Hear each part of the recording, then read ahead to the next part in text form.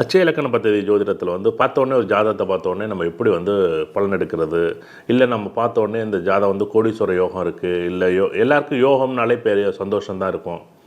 சில பேருக்கு வந்து ஒரு செம்மையாக வாழ்கிறாங்க அப்படின்னு நம்ம சொல்லுவோம்ல எல்லாருக்குமே.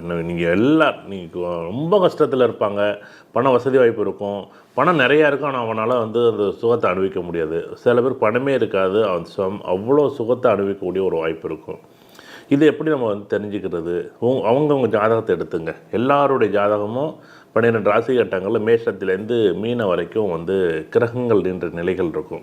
அதில் வந்து உதாரணத்திற்கு வந்து இந்த சுக்கிரன் அப்படின்னு ஒரு கிரகம் இருக்குல்ல, அந்த சுக்கிரன்கிற கிரகம் மேஷத்துலேயோ அல்லது மிதனத்திலேயோ அல்லது சிம்மத்திலேயோ அல்லது ரிஷபத்திலேயோ துலாம்லேயோ அல்லது வந்து தனுசுலேயோ அல்லது கும்பத்திலேயோ அப்படின்னு உங்களுக்கு இருக்கா அப்படின்னு பாருங்கள்.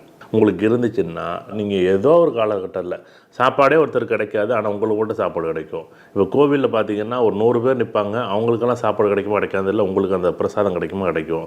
உங்களுக்கு கோவிலுக்கு போனீங்கன்னா அங்கே முன்னுரிமை கிடைக்கும், வீட்டில் வந்தால் முன்னுரிமை கிடைக்கும், வீட்டில் சாப்பாடு உங்களுக்கு முன்னாடி எடுத்து வைப்பாங்க. ஒரு ஆஃபீஸ் போனீங்கன்னா அந்த இடத்துல நல்ல இடத்துல உட்கார்றதுக்கு ஒரு வாய்ப்பு இருக்கும்.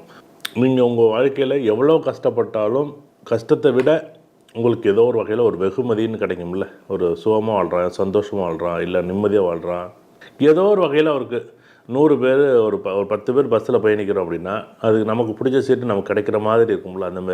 இந்த மாதிரி இடத்துல உங்களுக்கு மேஷத்தில் சுக்கரன் இருக்கா, கண்டிப்பாக உங்கள் வாழ்க்கையில் வந்து ஏதோ ஒரு வகையில் உங்களுக்கு கிடைக்க வேண்டிய ஒரு பாக்கியம், உங்களுக்கு கிடைக்க வேண்டிய ஒரு யோகம் கிடைக்கும்.